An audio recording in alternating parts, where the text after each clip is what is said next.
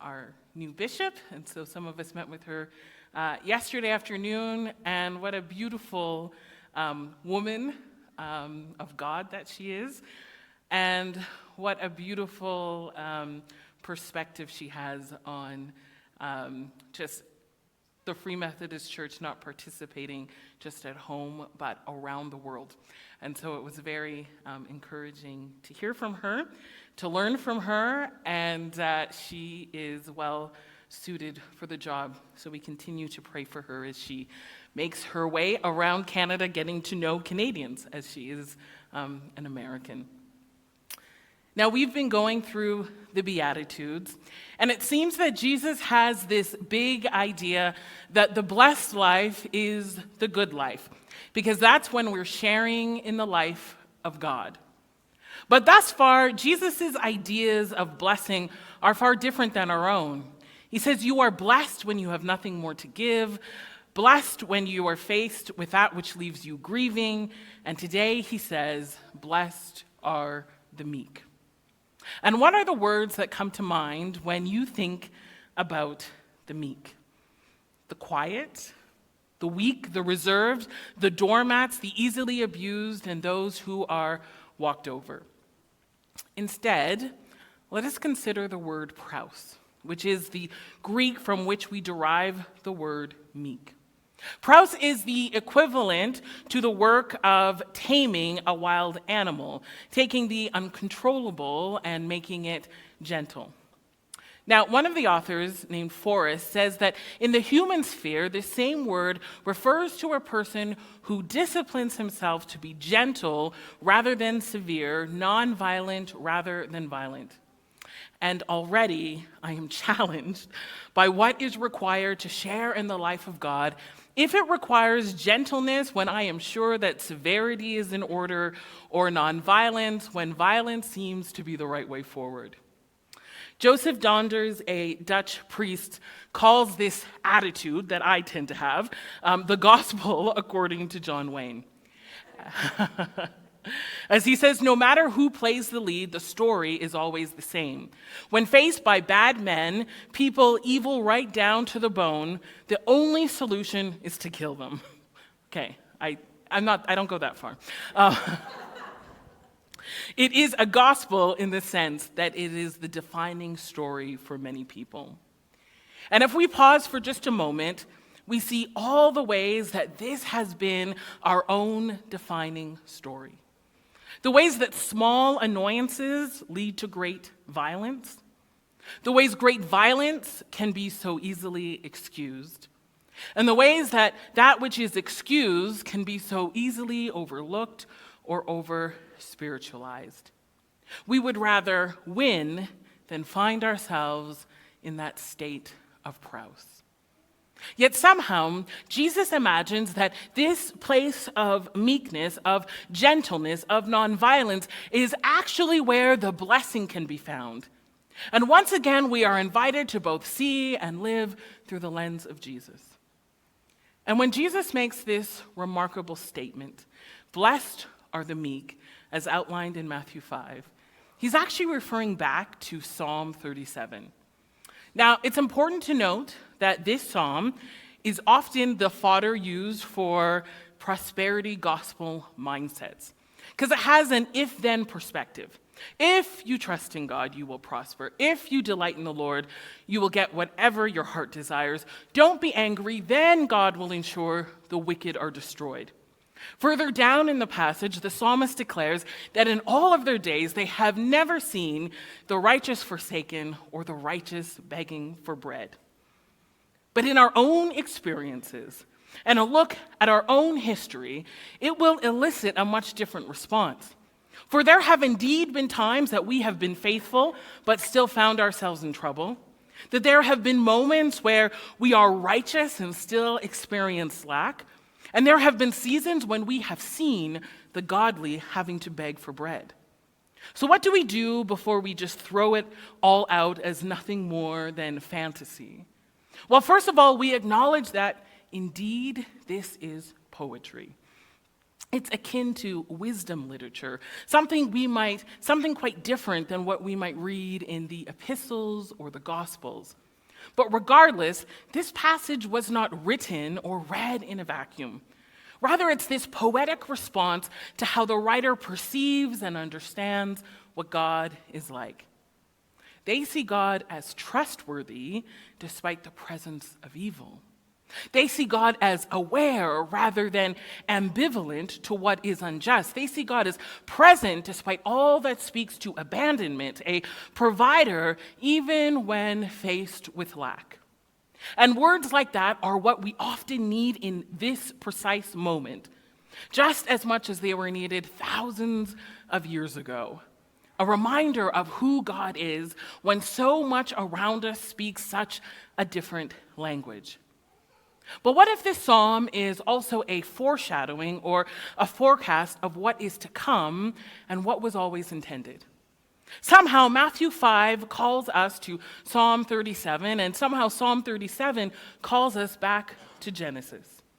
In the book of Genesis, we find ourselves immersed in this story that is intended to give us a picture of a bigger idea of what and who God is like.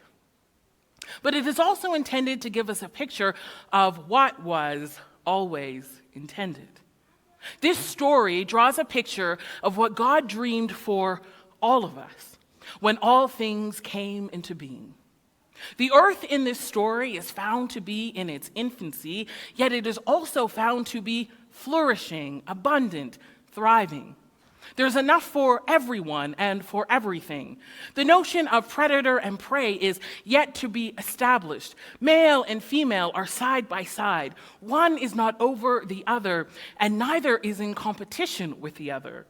And all things are in communion with God. All things, it could be said, are sharing in the life of God. This is a picture of the blessed life, the good life, all things as God intended in the beginning. And Psalm 37 gives us a similar picture from a different vantage point. While the allegory in Genesis highlights that which was, Psalm 37 invites us to consider what is and what will be.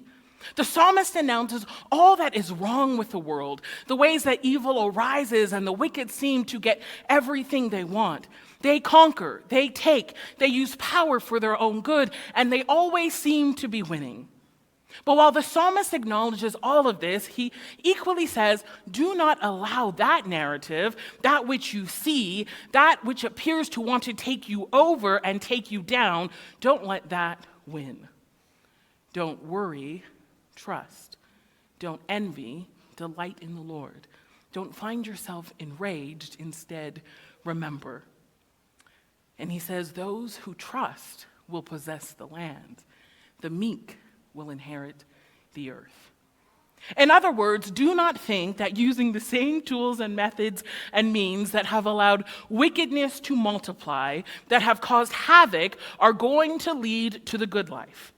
Instead, choose to tame that which wishes to fight fire with fire, that which insists an eye for an eye, that which insists to crush and devour is the only way forward. Reconsider what is in order to participate in what will be. Instead, choose meekness. Forrest notes that a biblical understanding of meekness is making choices and exercising power with a divine rather than a social reference point. Meekness has nothing to do with blind obedience to the rulers in whatever country we happen to live in, or the bosses in our workplace, or compliance with that still more powerful force, our peer group. Meek Christians do not allow themselves to be dragged along by the tides of political power or to be led by the smell of money. Meekness is an attribute of following Christ, whatever the risks. The person who is meek towards God will have the strength not to commit or sanction evil deeds against a neighbor. True meekness provides the strength to disobey no matter what the punishment. Blessed are the meek, for they will inherit the earth. Now, that idea of the earth is specifically talking about the ground under our feet, the land. And for these ancient minds, the land and their relationship with God were so deeply intertwined. And while they could go out of their way to violently take land, to protect land, or to corner it off so others dare not enter, to inherit the earth, to inherit the land, is not about taking it violently, but instead it is about receiving all that God has intended to be yours. And a glance back to Eden reminds us of what was intended to be ours: flourishing, abundance, thriving, enough for everyone, peace that abounds, relationships that are right with one another. But even this is probably best described by the words of Isaiah, when he says, "They shall beat their swords into plowshares and their spears into pruning hooks. Nation shall not lift up sword against nation, neither shall they learn war anymore. Come and let us walk in the light of the Lord." The blessing that is offered to the meek is that as they put aside the tools of power and oppression, control, violence, war, and destruction that they have so often used to navigate the evil we find within our world, they are the ones who are then given the opportunity, the invitation, the inheritance to choose instead to recreate Eden. It is the meek and the humble, those who are unafraid to follow where God is leading, to defy the voices that insist evil must win, to stand against the idea that injustice must continue, that inequity is the only way, that wickedness is too powerful for our God. It is the meek who will defy those voices and go about the work of recreating Eden. They go about the work of turning the swords of death into the tools that cultivate new life. They go about the work of insisting that there is enough food for housing, there is enough space, there is enough resources to ensure that the least of these can drink a cup of cold water without fear that tomorrow they will be parched again. It is the meek who understand what it was to once be they that dominate, they that oppress, they that defeat, and choose instead to be the ones who stand with those who they once oppressed, those they once ignored and overlooked.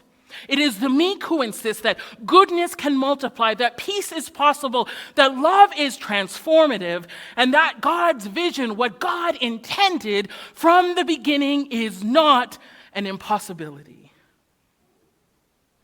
Okay, I'm just gonna sit down.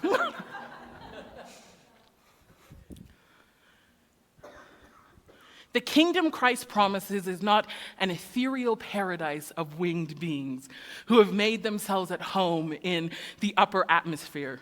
It is people raised body and soul from death as we are and yet will be changed. To share in the life of God, which is the good life, is to find yourself named as those among the weak who will lead the way for us to recreate Eden, the world as God intended from the beginning. So what are you invited to let go of? What tools is the Spirit insisting that you no longer need as a means to participate in the work of recreation? What means and attitudes, what perspectives and ideals, which views and biases do you no longer need to cling to, or are you being asked to no longer rely on? And without these mainstays, without these familiar items, with hands open and empty, are you ready to inherit the earth? Are you ready to move in the direction of where God is leading? Are you ready to move where it is that God is going? Are you ready to participate in the co-creation of all things as God intended? To join hands with those who have already joined hands with God, knowingly and unknowingly, as they work to break down all that has been used to take life in order to refashion those same systems and means and policies and structures so that they are now life-giving. Blessed are the meek, those who insist there is enough food and water for everyone, Blessed are the meek, those who do the work of ensuring that education is extended to all, regardless of gender and regardless of location in the world. Blessed are the meek, those who insist through words and actions that men and women can work together hand in hand. Blessed are the meek, those who go out of their way to build community among friends and neighbors when it's far easier to build fences. Blessed are the meek, those who ensure that kids at school have lunch to eat and snacks they can take home in a world that still has food insecurity. Blessed are the meek, those who make spaces at their tables, who gather with their neighbors, who provide care and housing for those fleeing war, poverty, and corruption. Blessed are the meek, those who sit with the imprisoned, those who pray for justice, those who insist humanity is not based on your criminal record. Blessed are the meek, those who are just like you and I, those who join hands with friends and neighbors, with politicians and influencers, with grassroots and the powerhouses to insist that what God intended is not an impossible dream. Blessed are they who have been so graciously invited to inherit the earth. Blessed are they who do not have enough, for theirs is the kingdom of God. Blessed are they who are aware enough to mourn, aware enough to grieve, for they will be comforted, and they will be the ones who offer comfort to others. Blessed are they who are meek, those who have decided to follow the path of Jesus as a means to recreate Eden, for they will inherit the earth. Blessed are you when you share in the life of God, which is the good life.